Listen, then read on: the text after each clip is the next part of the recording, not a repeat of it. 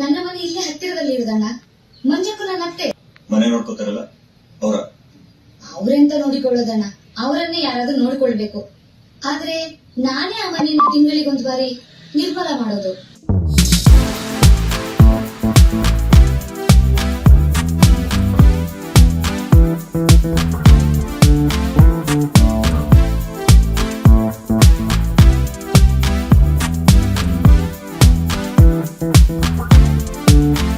ಇವಾಗ second segment, ಇವಾಗ ಯುಗಾದಿ ಹಬ್ಬದ ಆಯ್ತು. ಇವಾಗ ನಿಮ್ ಬಗ್ಗೆ ತಿಳ್ಕೊಳಕ್ಕೆ ಕುತೂಹಲ ಅಂತೂ ಇದೆ. ಏನ್ ಕೇಳ್ಬೇಕು ಅಂತಿದ್ರೆ ಕೇಳಿ. ತುಂಬಾ ಇಂಟರ್ವ್ಯೂಸ್ ಅಲ್ಲಿ ನೋಡಿರ್ತಾರೆ.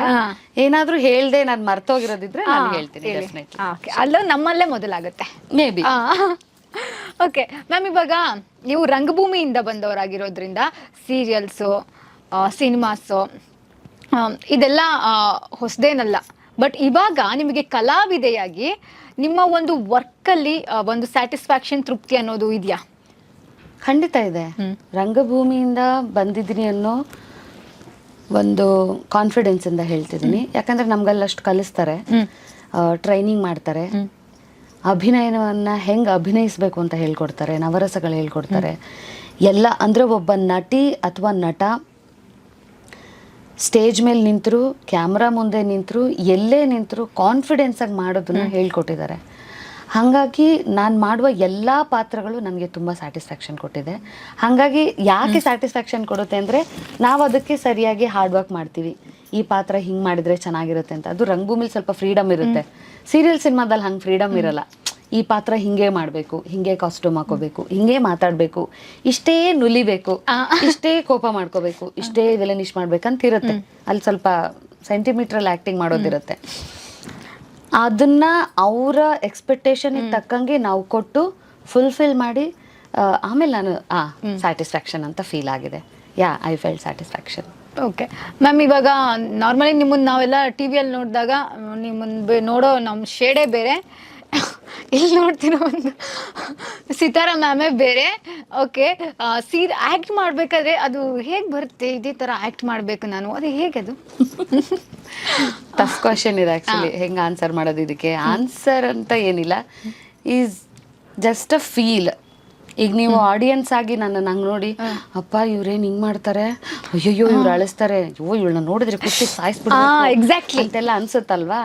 ಸೊ ಅದೆಲ್ಲ ನಮ್ಮ ಒಂದು ಟ್ಯಾಲೆಂಟಿಗೆ ನೀವು ಕೊಡೋವಂಥ ಮರ್ಯಾದೆ. ಅದು ನೀವು ಇಷ್ಟಪಡ್ತಿದ್ದೀರಾ ಅಥವಾ ದ್ವೇಷ ಮಾಡ್ತಿದ್ದೀರಾ ಅಂದರೆ ನಾವು ಕರೆಕ್ಟಾಗಿ ಮಾಡಿದ್ದೀವಿ ಕ್ಯಾರೆಕ್ಟರ್ನ ಅಂತ. ಅಲ್ಲಿ ನಿರ್ದೇಶಕನ ಕೆಲಸ ಇರುತ್ತೆ, ಆಮೇಲೆ ರೈಟ್ರ್ ಕೆಲಸ ಇರುತ್ತೆ, ಸ್ಕ್ರಿಪ್ಟ್ ರೈಟರ್ ನಮ್ಮ ಪಾತ್ರನ ಹೆಂಗೆ ಬರೀತಿದ್ದಾರೆ, ಪದಗಳನ್ನ ನಮ್ಮ ಬಾಯಿಂದ ಹೆಂಗೆ ಹೊರಡಿಸ್ಬೇಕು ಅಂತ ಪ್ರಯತ್ನ ಪಡ್ತಿದ್ದಾರೆ, ಒಂದು ನಿರ್ದೇಶನ. ಆಮೇಲೆ ನಾವು ಅದನ್ನ ಅವರಿಬ್ಬರು ಕಾಂಬಿನೇಷನಲ್ಲಿ ನಾವು ಅದನ್ನ ತಗೊಂಡು ನಮ್ಮ ಒಳಗಡೆ ತಗೊಂಡು ಅದನ್ನು ಹೆಂಗೆ ಮಾಡ್ತೀವಿ ಪಾತ್ರವನ್ನು ಅನ್ನೋದು, ಆ ಮೂರು ಕಾಂಬಿನೇಷನ್ನಲ್ಲಿ ಅದು ಮೂಡಿ ಬರುವಂಥ ಒಂದು ಅದ್ಭುತ ಅಷ್ಟೇ. ಆ ಅದ್ಭುತನ ಆಡಿಯನ್ಸ್ ಎಲ್ಲ ಸ್ವಲ್ಪ ವಿಲನ್ ಆಗಿದ್ರೆ ಬೇರೆ ಥರ ಟ್ರೀಟ್ ಮಾಡ್ತಾರೆ, ಕಾಮಿಡಿ ಆಗಿದ್ರೆ ಬೇರೆ ಥರ ಟ್ರೀಟ್ ಮಾಡ್ತಾರೆ, ಪಾಸಿಟಿವ್ ಇದ್ರೆ ಬೇರೆ ಥರ ಟ್ರೀಟ್ ಮಾಡ್ತಾರೆ. ಸೊ ಅದೆಲ್ಲ ಅದೇ ಅಷ್ಟು ಜನದ ಒಂದು ಪರಿಶ್ರಮ ನಿಮ್ಗಲ್ಲಿ ಕಾಣಿಸ್ತಾ ಇರುತ್ತೆ. ಎಸ್. ಓಕೆ ಮ್ಯಾಮ್, ಇವಾಗ ನಿಮ್ದು ವಿಲನಿಶ್ ರೋಲಲ್ಲಿ ನಿಮ್ಮನ್ನು ನೋಡಿದ್ಮೇಲೆ ಆಚೆ ಎಲ್ಲ ಹೋದಾಗ ಯಾರಾದರೂ ಸಿಕ್ಕಿ ಬೈದಿರೋದು ಅಥವಾ ಇವರೇ ವಿಲನ್ನು, ಆ ಧಾರಾವಾಹಿ ವಿಲನ್ನು ಅಂತ ಹೇಳಿರೋದು ಆ ಥರ ಏನಾರು ಇದೆಯಾ? ತುಂಬಾ ಇದೆ. ತುಂಬಾ ಬೈದಿದ್ದಾರೆ. ಓಕೆ, ಯಾವ ಥರ ಬೈದಿದ್ದಾರೆ ಅಂದರೆ ಲಿಟ್ರಲಿ ಇದು ತಳ್ಳಿ, ಯಾರೋ ಒಬ್ರು ಅಜ್ಜಿ, ಒಬ್ರು ಆಂಟೀಸ್ ಎಲ್ಲ ತಳ್ಳಿ, ಇದೆಲ್ಲ 2 ದಿನ ನೋವು ಬಂದಿದೆ ನನಗೆ. ಒಂದು ಬಟ್ಟೆ ಅಂಗಡಿಗೆ ಹೋದಾಗ ಇದು ನನಗೆ ಎಕ್ಸ್ಪೀರಿಯನ್ಸ್ ಆಗಿತ್ತು. ಇವಳೆ ಕಣೆ ಸನ್ನಿಧಿಗೆ ಅಯ್ಯೋ ಅನ್ಸೋದು, ಇವಳೆ ಕಣೆ ತನುನ ಅಯ್ಯೋ ಅನ್ಸೋದು. ಅಂದರೆ ವಿ ಆರ್ ಲೈಕ್, ನಾವೊಂಥರ ಹೆಂಗೆ ಕಾಣಿಸ್ತಿರ್ತೀವಿ ಅಂದರೆ ಏನೋ ರಾಕ್ಷಸಿಗಳು ದೆವ್ವ ಥರ ಕಾಣಿಸ್ತಾ ಇರ್ತೀವಿ ಅವ್ರ ಕಣ್ಣಿಗೆ. ನಮ್ಮನ್ನು ನೋಡಿದ್ರೇ ಒಂಥರ ಅಯ್ಯೋ ಇವಳು ಯಾಕೆ ಬಂದ್ಲಿ ಇಲ್ಲಿ, ಇವಳು ಹಾಳಾಗೋಗ್ಲಿ, ಈ ಥರ ಎಲ್ಲ ಮಾಡಿದ್ದಾರೆ. ಅಗ್ನಿಸಾಕ್ಷಿ ಮಾಡುವಾಗ ನಾನು ಅದನ್ನು ತುಂಬ ಫೇಸ್ ಮಾಡಿದ್ದೀನಿ. ಬಟ್ ನೋವು ಅನ್ನಿಸ್ತಿತ್ತು, ಅಯ್ಯೋ ನಾವು ಈ ಥರ ಪಾತ್ರ ಮಾಡಬಾರ್ದಿತ್ತೇನೋ ಅಂತ. ಅವಾಗಿನ್ನೂ ನಮ್ಗಷ್ಟು ಗೊತ್ತಾಗ್ತಿರ್ಲಿಲ್ಲ. ಆಮೇಲೆ ಅನ್ಸೋಕೆ ಶುರುವಾಯಿತು. ಒಂದಷ್ಟು ಜನ ಹಾಗೂ ಕಮೆಂಟ್ ಮಾಡೋರು, ಹಿಂಗೂ ಕಮೆಂಟ್ ಮಾಡೋರು, ನೀವು ಅದ್ಭುತವಾಗಿ ಆ್ಯಕ್ಟ್ ಮಾಡ್ತೀರಾ ಕಣ್ರಿ, ನಿಮ್ಮನ್ನ ಸ್ಕ್ರೀನ್ ಮೇಲೆ ನೋಡ್ತಾ ಇದ್ರೆ ನಿಮ್ಮನ್ನು ಮಾತ್ರ ನೋಡ್ಬೇಕನ್ಸುತ್ತೆ ಅಂತಾನೂ ಕಮೆಂಟ್ ಮಾಡಿದ್ದಾರೆ. ಸೊ ಇವಾಗ ಯಾವುದನ್ನು ತಗೊಳ್ಳೋದು? ಆವಾಗ ನಾನೇನು ಅನ್ಕೊಂಡೆ, ಓಕೆ ಇಲ್ಲಿ ನಾವು ಮಾಡ್ತಾ ಇರೋದು ಪಾತ್ರ, ಇವರು ಕೂಡ ಬೈತಾ ಇರೋದು ಪಾತ್ರಕ್ಕೆ, ನನಗಲ್ಲ ಪರ್ಸ್ನಲಿ ಅಂತೇಳಿ ನಾನು ಆಮೇಲೆ ಅದನ್ನ ಒಂದು ಕ್ಯಾಟಗರಿ ಮಾಡಿಕೊಂಡು ಇದು ಮಾಡಿದೆ. ಪಾರು ಶುರುವಾದ್ಮೇಲೆ ಕಾಮಿಡಿ ಆಗ್ಬಿಡ್ತಲ್ಲ, ಇವಳೆ ಕಡೆ ದಾಮಿನಿ ದಾಮಿನಿ. ಯಾರು ಬೈತಾ ಇದ್ರು ಅವರೆಲ್ಲ ನನ್ನ ನೋಡಿದ ತಕ್ಷಣ ಫಸ್ಟ್ ನಕ್ಬಿಡೋದು. ಆಮೇಲೆ ಬಂದು ಮೇಡಮ್ ನೀವು ದಾಮಿನಿ ಅಲ್ವಾ, ಒಂದ್ ಸೆಲ್ಫಿ ತಗೋತೀನಿ ಮೇಡಮ್, ನೀವು ದಾಮಿನಿ ಅಲ್ವಾ ಮೇಡಮ್, ನೀವು ಸಕ್ಕತ್ತಾಗಿ ಮಾಡ್ತೀರಾ ಮೇಡಮ್, ನನ್ಗಂತ ಅಂದ್ರೆ ನನಗಿಂತ ಸೂಪರ್ ಆಗಿ ಆಕ್ಟ್ ಮಾಡ್ತಾರ ಅವರು. ನಾನು ಆನ್ ಸ್ಕ್ರೀನ್ ಮೇಲೆ ಆಕ್ಟ್ ಮಾಡ್ತೀನಿ, ಸ್ಟೇಜ್ ಮೇಲೆ ಆಕ್ಟ್ ಮಾಡ್ತೀನಿ. ಅವ್ರ ಪಾಪ ಯಾರು ನನ್ನನ್ನು ಇಷ್ಟು ದಿನ ಮೀಟ್ ಮಾಡಿ ನನ್ನನ್ನು ಅಪ್ರಿಶಿಯೇಟ್ ಮಾಡಿದಾರೆ ಅವರೆಲ್ಲ ನನಗಿಂತ ಸೂಪರ್ ಆಗಿ ಆಕ್ಟ್ ಮಾಡ್ತಾರೆ. ಅಯ್ಯೋ ನೀವು ಬನ್ನಿ ಫ್ರೆಂಡ್ಸ್ ಅಂತ ಕರಿತಿರಲ್ಲ, ಅವ್ರು ಮಾಡಿ ತೋರಿಸ್ತಾರ ಅದನ್ನ. ಅದು ನನಗೆ ನೋಡಕ್ ಸಖತ್ ಖುಷಿ. ಅಂದ್ರೆ ನಾವು ಮಾಡಿರೋ ಕೆಲಸ ಕೆಲವರಲ್ಲಿ ಅದು ತುಂಬಾ ಚೆನ್ನಾಗಿ ಛಾಪು ಮೂಡಿದೆ ಅನ್ನೋದಕ್ಕೆ ಸಾಕ್ಷಿ. ನಮ್ ಕ್ಯಾರೆಕ್ಟರ್ಗಳು ವಿಲನ್ ಮಾಡಿದಾಗ ಅದು ಆಬ್ವಿಯಸ್ಲಿ ಬರುತ್ತೆ ಶಾಪಗಳು, ಗೊತ್ತಲ್ವಾ? ಈಗ ಯಾರೋ ಒಬ್ರು ಜೋರಿದ್ದಾರೆ, ಒಬ್ರು ಅಯ್ಯೋ ಪಾಪ ತರ ಇದಾರೆ ಅಂದ್ರೆ ಅವ್ರು ನೋಡಿದ್ರೆ ನಮ್ಗೆ ಅಯ್ಯೋ ಪಾಪ ಅನ್ಸುತ್ತೆ, ಯಾಕಂದ್ರೆ ಅವ್ರು ಪೋಟ್ರೆ ಮಾಡಿರ್ತಾರೆ ಸ್ಕ್ರೀನ್ ಮೇಲೆ. ಇಲ್ಲಿ ನಮ್ಮನ್ನ ಬೈತಿದಾರೆ ಅಂದ್ರೆ we have to act like that. ಪಾತ್ರ ಅನುಭವಿಸಿದೀವಿ, ತುಂಬಾ ಬೈಸ್ಕೊಂಡಿದೀನಿ ತುಂಬಾ. ಅಯ್ಯಯ್ಯೋ, ಒಂದ್ಸಲ ಅಂತೂ ಒಬ್ರು ಸಿನಿಮಾ ಥಿಯೇಟ್ರಲ್ಲಿ ಸಿನಿಮಾ ನೋಡ್ತಾ ಇದ್ದಾರೆ, ಹೇಯ್ ಇವಳು ಸನ್ನಿಧಿ ಅದಕ್ಕೆ ಕಣೆ ಇಲ್ಲಿ ಬಂದಿದ್ದೀವಿ ಸಿನಿಮಾ ನೋಡಕ್ ಬಂದಿದ್ದಾಳು ಇವಳು, ಬಂದ್ಬಿಡ್ತಾರೆ ಇಲ್ಲೆಲ್ಲ. ಇವಳು ಟಿವಿಲಿ ಇದ್ಲಲ್ವಾ ರಾತ್ರಿ 8 ಗಂಟೆಗೆ, ಇಲ್ಲೆಂಗ್ ಬಂದಿದ್ದಾಳೆ ಇವಳು, ಇಲ್ಲೂ ಎಲ್ಲ ಬರ್ತಾರ ಅಂತ. ಯಾವ್ದಕ್ಕೂ ನಿನ್ ಮಗುನ್ ದೂರ ಇಟ್ಕೊಳೆ, ಚಾಕ್ಲೇಟ್ ಗಿಕ್ಲೇಟ್ ಕಿತ್ಕೊಬಿಟ್ಟಳು, ತಿಂಡಿ ಗಿಂಡಿ ಕಿತ್ಕೊಬಿಟ್ಟಳು ಅಂತೆಲ್ಲ. ಆಮೇಲೆ ದಾಮಿನಿ ಪಾತ್ರ ಮಾಡುವಾಗ ಅದು ಡಿಫ್ರೆಂಟ್. ಆಮೇಲೆ ಫುಲ್ ಅವರೆಲ್ಲ ಖುಷಿಯಾಗಿ ಮಾತಾಡೋದು, ಈ ತರ ಡಿಫ್ರೆನ್ಶಿಯೇಷನ್. ಓಕೆ, ನೀವು ಸೀರಿಯಲ್ ಅಂತ ಬಂದಾಗ ಹಂತವಾಗಿ ಒಂದೊಂದೇ ಸೀರಿಯಲ್ ಅಲ್ಲಿ ಕಾಣಿಸ್ಕೊಳ್ಳಕ್ಕೆ ಪ್ರಾರಂಭ ಆಗ್ತೀರಾ. ಸೊ ಹೇಗಿತ್ತು ಜರ್ನಿ, ಸೀರಿಯಲ್ ಜರ್ನಿ ಒಟ್ಟಾರೆಯಾಗಿ ಹೇಗಿದೆ? ಸೀರಿಯಲ್ ಜರ್ನಿ ಬಿಗಿನಿಂಗ್ ಅಲ್ಲಿ ಸ್ವಲ್ಪ ಆಕ್ಚುಲಿ ಇದನ್ನ ಸ್ವಲ್ಪ ನಾವು ಡಿಪ್ಲೊಮ್ಯಾಟಿಕ್ ಆಗಿ ಹೇಳ್ಬೇಕು. ಯಾಕೆಂದ್ರೆ ಜಾಸ್ತಿ ಹೇಳಿದ್ರೆ ಏನಾಗುತ್ತೋ ಗೊತ್ತಿಲ್ಲ, ಕಮ್ಮಿ ಹೇಳಿದ್ರು ಏನಾಗುತ್ತೆ ಗೊತ್ತಿಲ್ಲ. ಸೊ ಮಧ್ಯದಲ್ಲಿ ಹೇಳ್ತೀನಿ ನಾನು, ಡಿಪ್ಲೊಮ್ಯಾಟಿಕ್ ಆಗಿ ಹೇಳ್ತೀನಿ ಅಂತಾನೆ ಹೇಳ್ತಿದ್ದೀನಿ. ಇದೇನು ಯಾರಿಗೂ ಟಾರ್ಗೆಟ್ ಅಲ್ಲ ಏನು. ಬಿಗಿನಿಂಗ್ ಅಲ್ಲಿ ಏನಾಗ್ತಿತ್ತು ಅಂದ್ರೆ ನಮಗೆ ಗೊತ್ತಿರಲಿಲ್ಲ ಇಂಡಸ್ಟ್ರಿ ಹೆಂಗೆ, ಏನು ನಡೆಯುತ್ತೆ, ನಮಗೇನು ಕೆಲಸ, ನಾವು ಎಷ್ಟು ದಿನ ಹೋಗ್ಬೇಕು, ಎಷ್ಟು ದಿನ ಶೂಟ್ ಮಾಡ್ಬೇಕು, ಎಷ್ಟು ದಿನ. ವರ್ಷದ 365 ದಿನದಲ್ಲಿ 300 ದಿನ ದುಡಿದ್ರೂ ಇಷ್ಟೇ ಸಂಬಳ ಬರ್ತಾ ಇದ್ದಿದ್ದು. ಅಂದ್ರೆ ನಾವು ಬಿಗಿನರ್ಸ್ ಅವಾಗ, ನಮಗೆ ಗೊತ್ತಿಲ್ಲ ಏನು ಕೇಳಬೇಕು, ಹೆಂಗೆ ಕೇಳಬೇಕು. ಮಾತ್ರ ಮೈ ಬಗ್ಸಿ ನಮ್ಮ ಎನರ್ಜಿನೆಲ್ಲ ಕೊಟ್ಟು, ನಮ್ಮ ಟೈಮ್ ಕೊಟ್ಟು ನಾವು ತುಂಬ ಕಾನ್ಸಂಟ್ರೇಷನ್ ಮಾಡಿ ಪಾತ್ರಗಳನ್ನ ಮಾಡ್ತಾ ಇದ್ದೀವಿ. ಸೊ ಬಿಗಿನಿಂಗಲ್ಲಿ ಆ ಥರ ಆಗುತ್ತೆ, ನಾವೆಷ್ಟೇ ದುಡಿದ್ರೂ ಅದು ದುಡಿಯೋದು ಇದಾಗ್ತಾ ಇರಲ್ಲ.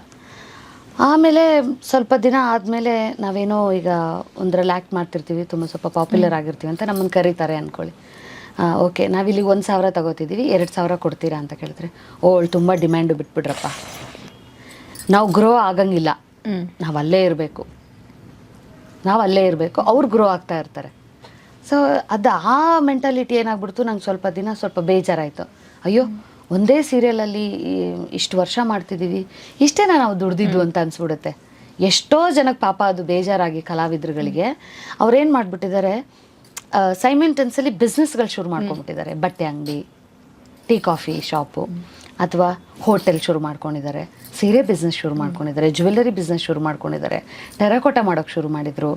ಆಮೇಲೆ ಯಾಕೆ ಇದು ಕಾನ್ಸ್ಟೆಂಟಾಗಿ ಇಲ್ಲ ಇದು ವರ್ಕ್, ಇದನ್ನು ನೀವು ಹೆಂಗೆ ನಂಬ್ತೀರಾ? ಇದೊಂಥರ ನನ್ನನ್ನು ಕೇಳಿದರೆ ಸೀರಿಯಲ್ ಅಥವಾ ಸಿನಿಮಾ ಅನ್ನೋದೆಲ್ಲ ಒಂಥರ ನೀರಿನ ಮೇಲೆ ಗುಳ್ಳೆ ಇದ್ದಂಗೆ. ಇವತ್ತು ನೀನು ಸಖತ್ ಪಾಪ್ಯುಲರ್ ಆಗಿಬಿಡ್ಬೋದು 1 ವರ್ಷ, ಆಮೇಲೆ ಮನೇಲಿ ಕೂತ್ಕೋಬೇಕು. ಎಷ್ಟು ವರ್ಷ ಕೂತ್ಕೋತೀಯಾ? ಈಗ ನಂಗೆ ಅಗ್ನಿಸಾಕ್ಷಿ ಶುರುವಾಯಿತು, ಹೀರೋಯಿನ್ ಮನೆ ನಮ್ಮದು. ಈಗ ಇದರಲ್ಲಿ ಕ್ಯಾಟಗರೀಸ್ ಇರುತ್ತೆ, ಹೀರೋ ಹೀರೋಯಿನ್ ಮನೆ ಅಂತ. ಹೀರೋ ಮನೆದು ಜಾಸ್ತಿ ಇದಾಗೋದ್ರಿಂದ ಹೀರೋಯಿನ್ ಮದುವೆ ಆದ ತಕ್ಷಣ ಹೀರೋ ಮನೆಗೆ ಹೋಗ್ಬಿಡ್ತಾಳೆ. ಹೀರೋಯಿನ್ ಮನೇಲಿ ಕೆಲಸ ಇಲ್ಲ. ಆರ್ಟಿಸ್ಟ್ ಏನಾಗಬೇಕು? ಮತ್ತೆ ಆ ಸೀರಿಯಲ್ ಮುಗಿಯೋವರೆಗೂ ನಾವು ಬೇರೆ ಇದನ್ನು ಒಪ್ಕೊಳ್ಳೋಂಗಿಲ್ಲ, ಅದೇ ಚಾನಲಲ್ಲಿ ಮಾಡೋಂಗಿಲ್ಲ. ಇದಿದೆ ಪಾಪ ಅವ್ರದ್ದು ಚಾನಲಲ್ಲಿ ಒಂದಷ್ಟು ರೂಲ್ಸ್ ಇಟ್ಕೊಂಡಿದ್ದಾರೆ. ಒಬ್ಬರೇ ಆರ್ಟಿಸ್ಟು ಸುಮಾರು ಸೀರಿಯಲಲ್ಲಿ ಒಂದೇ ಚಾನಲಲ್ಲಿ ಮಾಡೋಂಗಿಲ್ಲ ಅಂತ ಅವ್ರದ್ದಿದೆ. That's good. ಅದು ಎಲ್ಲಾದ್ರಲ್ಲೂ ನಾವೇ ಕಂಡ್ಬಿಟ್ರೆ ಏನು ಚೆನ್ನಾಗಿರುತ್ತೆ. ಎಷ್ಟು ಪಾತ್ರ ಅಂತ ಮಾಡೋಕ್ಕಾಗುತ್ತೆ? ಒಂದೊಂದ್ರಲ್ಲಿ ಒಂದೊಂದು ಡಿಫ್ರೆಂಟ್ ಪಾತ್ರಗಳು ಮಾಡ್ಕೊಂಡು ಮಾಡಿದೆ. ಒಂದು 7 ವರ್ಷ ಬಂತು ಅಗ್ನಿಸಾಕ್ಷಿ. ಅದರಲ್ಲಿ 3 ವರ್ಷ ನಮ್ಮ ಕೆಲಸ, ಇನ್ನು 4 ವರ್ಷ ಏನಿಲ್ಲ, ಮನೇಲಿ ಕೂತ್ಕೋ, ಊಟಕ್ಕೆ. ಅದು ಎಷ್ಟು ಪಾಪ, ಎಷ್ಟು ನಾನೊಬ್ಬಳೇ ಅಲ್ಲ, ತುಂಬ ಕಲಾವಿದರು ಇದನ್ನು ಅನುಭವಿಸಿರ್ತಾರೆ. ಆಮೇಲೆ ಅದಕ್ಕೆ ಅವ್ರು ಏನು ಮಾಡಿದರು, ಸೈಡ್ ಬಿಸ್ನೆಸ್ಗಳೆಲ್ಲ ಶುರು ಮಾಡಿಕೊಂಡು, ಅಥವಾ ಎಜುಕೇಷನ್ನ ಮುಂದುವರಿಸಿ, ಅಥವಾ ಅವ್ರು ಓದಿರೋದ್ರ ಮೇಲೆ ಜಾಬ್ಗಳನ್ನ ತೊಗೊಂಡು ಅದನ್ನು ಮುಂದುವರ್ಸೋಕ್ಕೆ ಶುರುವಾದರು. ಆಮೇಲೆ ಸಿನಿಮಾಗಳಿಗೆ ಹೋಗೋದು, ಶಾರ್ಟ್ ಮೂವಿಗಳು ಮಾಡೋದು, ಇನ್ನೇನೋ ಯೂಟ್ಯೂಬಲ್ಲಿ ಇನ್ನೇನೋ ಬಿಸ್ನೆಸ್ ಸ್ಟಾರ್ಟ್ ಮಾಡೋದು, ಈ ಥರ ಮಾಡಿದ್ದಾರೆ. ನನಗೆ ನಾನೇನು ಸ್ಟಾರ್ಟ್ ಮಾಡಿದೆ ಇವೆಲ್ಲ ನನಗೆ ಅಷ್ಟು ಗೊತ್ತಿರಲಿಲ್ಲ. ಈ ಮೊಬೈಲಲ್ಲಿ ಇದೆಲ್ಲ ಮಾಡಬೇಕು, ಬಿಸ್ನೆಸ್ ಏನೋ ಸ್ಟಾರ್ಟ್ ಮಾಡಬೇಕು, ಅದಕ್ಕೆಲ್ಲ ತುಂಬ ಬ್ಯಾಕ್ಗ್ರೌಂಡ್ ಬೇಕು. ನಿಮಗೆ ಗೊತ್ತು, ನಾನು ಏನಂದರೆ ಚೈಲ್ಡ್ಹುಡ್ಡಿಂದ ಐ ಆಮ್ ನಾಟ್, ನನಗೆ ಪೇರೆಂಟ್ಸ್ ಇಲ್ಲ, ಅಪ್ಪ ಅಮ್ಮ ಎಲ್ಲ ತುಂಬ ಚಿಕ್ಕ ವಯಸ್ಸಲ್ಲೇ ತೀರೋಗಿದ್ದಾರೆ. ನಾನು ಒಬ್ಬಳೇ ಬೆಳೆದಿದ್ದು, ಅನಾಥಾಶ್ರಮದಲ್ಲಿ ಬೆಳೆದೆ. ಅದಾದಮೇಲೆ ಸರಿಗೆ ಸಾಣಿಹಳ್ಳಿ ಸ್ವಾಮೀಜಿಗಳು ನನ್ನನ್ನು ದತ್ತು ತಗೋತಾರೆ. ನಾನು ಅಲ್ಲಿ ಹೈಸ್ಕೂಲ್ ನಂದು ಸ್ಟಡಿ ಆಗುತ್ತೆ, ಅಲ್ಲೆಲ್ಲ ನಾನು ತುಂಬ ಚೆನ್ನಾಗಿ ಸಂಗೀತ, ನಾಟಕ, ಆಮೇಲೆ ಡ್ಯಾನ್ಸು, ಜೊತೆಯಲ್ಲಿ ಎಜುಕೇಷನ್ ಇದೆಲ್ಲ ಮುಗಿಸ್ಕೊಂಡು PUC ಮುಗಿಸ್ತೀನಿ. PUC ಮುಗಿಸೋವರೆಗೂ ನನಗೇನು ಕಷ್ಟ ಇಲ್ಲ, ಏನೂ ಕಷ್ಟ ಇಲ್ಲ. ಯಾಕಂದರೆ ಅದೆಲ್ಲ ಅವ್ರು ನೋಡ್ಕೋತಿದ್ದಾರೆ. ಅಂದರೆ ಈ ಮಕ್ಕಳೆಲ್ಲ ಹಾಗೆ ನೋಡಿ, ಅಪ್ಪ ಅಮ್ಮ ಇದ್ದಾರೆ ಅಂದರೆ ನಮಗೇನು ಚಿಂತೆ ಇಲ್ಲ. ನಮ್ದು ಊಟ ತಿಂಡಿ ನಿದ್ದೆ ನಮ್ಮ ಎಜುಕೇಷನ್ ಎಲ್ಲ ಅವ್ರು ನೋಡ್ಕೋತಾರೆ. ನಮಗೇನು ಮುಗಿದ ಮೇಲೆ ಅಲ್ವಾ ನಮಗೆ ಕಾಡ್ಸೋಕ್ಕೆ ಶುರು, ನಿನ್ನ ಜೀವನ ನೀನು ನೋಡ್ಕೊ ಅಂತ ಅಪ್ಪ ಅಮ್ಮ ಹೇಳಿದಾಗಲೇ ನಮಗೆ ಗೊತ್ತಾಗೋದು, ನಾವು ಇಷ್ಟು ದಿನ ಎಷ್ಟು ಡಿಪೆಂಡ್ ಆಗಿದ್ದೀವಿ ಅಂತ. ಸೊ ನಾನು ಅಲ್ಲಿವರೆಗೂ ಡಿಪೆಂಡೆಡ್. PUC ಆಗಿ ನೀನಾಸಮ್ಮಿಗೆ ಬಂದಮೇಲೆ ವಾಟ್ ನೆಕ್ಸ್ಟ್? ಸಣ್ಣ ಸಣ್ಣದು ತುಂಬ ಇಂಪಾರ್ಟೆಂಟ್. ಅಂದರೆ ನೀನೊಂದು ಏರ್ ಪಿನ್ ತೊಗೊಳಕ್ಕೆ ಒಂದು ಪಿನ್ನು, ಗುಂಡು ಪಿನ್ನು, ಅಥವಾ ಕೊಬ್ಬರಿ ಎಣ್ಣೆ, ಅಥವಾ ಸೋಪು, ಅಥವಾ ನಮಗೆ ಶಾಂಪು, ನಮಗೆ ಬಟ್ಟೆ, ಅದು ಕೂಡ ತುಂಬ ಸಣ್ಣ ಸಣ್ಣ ವಿಷಯನೂ ತುಂಬ ಇಂಪಾರ್ಟೆಂಟ್. ಅದಾದಮೇಲೆ ನನಗೆ ನೀನಾಸಮ್ಮ ಹೋದ್ಮೇಲೆ ಏನಾಯ್ತು ಅಂದರೆ, 1 ವರ್ಷ ಕೋರ್ಸಲ್ಲಿ ನಮ್ಮ ಪ್ರಿನ್ಸಿಪಲ್ ಮಹಾಬಲೇಶ್ವರ್ ಅಂತ ಇದ್ದಾರೆ, ಆಮೇಲೆ ಐತಾಳ್ ಸರ್ ಅಂತ ಇದ್ದಾರೆ, ಗಣೇಶ್ ಮೇಷ್ಟ್ರು ಅಂತ ಇದ್ದಾರೆ. ಇವರೆಲ್ಲ ನನಗೆ ಸಖತ್ ಹೆಲ್ಪ್ ಮಾಡಿದ್ದಾರೆ. ಅಂದರೆ ಈ ಸಣ್ಣ ಸಣ್ಣ ನನ್ನ ಬೇಸಿಕ್ ನೀಡ್ಸ್ಗಳನ್ನ ಇವರು ಫುಲ್ಫಿಲ್ ಮಾಡಿದ್ದಾರೆ. ಇಲ್ಲ ಪರವಾಗಿಲ್ಲ, ನಿಂಗೇನು ಬೇಕು ತಗೋ, ನಾವು ಆಮೇಲೆ ಪೇ ಮಾಡ್ತೀವಿ ಅಂತೇಳಿ ಪೇ ಮಾಡಿದ್ದಾರೆ. ಆ್ಯಂಡ್ ಅಲ್ಲೂ ಕೂಡ ನಾನು ಐ ಆಮ್ ಡಿಪೆಂಡ್ 1 ವರ್ಷ. ಅದಾದಮೇಲೆ ತಿರುಗಾಟ ಅಂತ ಶುರು ಮಾಡ್ತಾರೆ. ಅಲ್ಲಿಂದ ನಾನು ದುಡಿಯೋಕ್ಕೆ ಶುರು. 3,500 ರೂಪಾಯಿ ನನ್ನ ಫಸ್ಟ್ ಪೇಮೆಂಟ್. ಫೈನಲಿ ನಾನು ದುಡಿಯೋಕ್ಕೆ ಶುರು ಮಾಡಿದ್ನಪ್ಪ ಅಂತ ಸ್ಟಾರ್ಟ್ ಆಯಿತು. ಸ್ಟಾರ್ಟ್ ಆಗಿ ಒಂದು 4 ವರ್ಷ ನಾನು ತಿರುಗಾಟ ಮಾಡಿದೆ. 4 ವರ್ಷದ ಎಂಡಲ್ಲಿ ನಮ್ಗೆ 10,000 ಪೇಮೆಂಟ್ ಆಗುತ್ತೆ.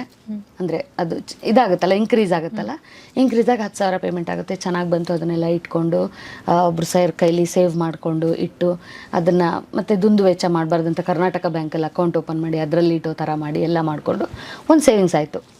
ಅದು ಮುಗೀತು. What next? ರಜಾ ಬಿಡ್ತು. What next? ಇದು ತುಂಬ ಜನ ಪಾಪ ಫೇಸ್ ಮಾಡಿರ್ತಾರೆ. ಇದು ನಾನು ಹೇಳ್ತಿದ್ದೀನಿ ಅಷ್ಟೇ. ಆಮೇಲೆ ಮುಗಿಸಿ ಅಟ್ಟಕಳರಿಗೆ ಹೋಗಬೇಕು ಅಂತ. ಅಲ್ಲಿ ಎಷ್ಟು ಫೀಸ್ ಇಲ್ಲ ಅಂದರೆ 2.5 ಇಂದ 3 ಲಕ್ಷ ಕಟ್ಟಬೇಕು ಅಂತ. 3 ಲಕ್ಷನ ಎಲ್ಲಿಂದ ಕಟ್ಟೋದು ಅಂತ. ಅವರು ನಾನು ಇರಲಿ ನೀನು ಹೋಗು ಆಡಿಷನ್ಗೆ. ನನ್ನ ಸೀನಿಯರ್ಸ್ ಇಬ್ಬರಾಗಲೇ ಮುಗಿಸಿದ್ರು, ಚರಣ್ ಮತ್ತು ಅಂಬಿ ಅಂತ. ಅವ್ರು ಹೇಳಿದರು, ಹೋಗಿ ಒಂದ್ಸಲ ಅಟೆಂಡ್ ಮಾಡು, ಆಮೇಲೆ ನೀನು ಅಲ್ಲಿ ಸ್ಟೈಫೆಂಡ್ ಎಲ್ಲ ಸ್ಟೂಡೆಂಟ್ಸ್ ಹತ್ತು ಕೊಡ್ತಾರೆ, ಅದಕ್ಕೇನಾದರೂ ನೀನು ಸೆಲೆಕ್ಟ್ ಆಗ್ಬೋದು ಅಂತ. ನನ್ನ ಪುಣ್ಯ ಏನಂದರೆ ಅಲ್ಲಿ ಹೋಗಿ ನಾನು ಆಡಿಷನ್ ಕೊಟ್ಟೆ, ಸೆಲೆಕ್ಟ್ ಆದೆ. ಯಾಕೆ ಸೆಲೆಕ್ಟ್ ಆದೆ ಅಂದರೆ ನಮ್ಮ ನೀನಾಸಮ್ಮ ಅಕ್ಷರ, KV ಅಕ್ಷರ ಅಂತಿದ್ದಾರೆ, KV ಸುಬ್ಬಣ್ಣ ಅವ್ರ ಮಗ, ಅವರು ನೀನಾಸಮ್ನ ಇದು ಹೆಡ್. ಅವರು ಒಂದು ಲೆಟ್ರ್ ಕೊಡ್ತಾರೆ. ಆ ಲೆಟ್ರು ನನಗೆ ಫೀಸೇ ಇಲ್ಲ, ಆ ಲೆಟ್ರ್ ಕೊಟ್ಟರೆ ಅವ್ರಿಗೆ. ಸೊ ಅದು ಗ್ರೇಟ್. ಅದು ನಿಜವಾಗ್ಲೂ ಹಬ್ಬ ನನಗೆ, ಯುಗಾದಿ ಹಬ್ಬ ಅದು ಅಂತ.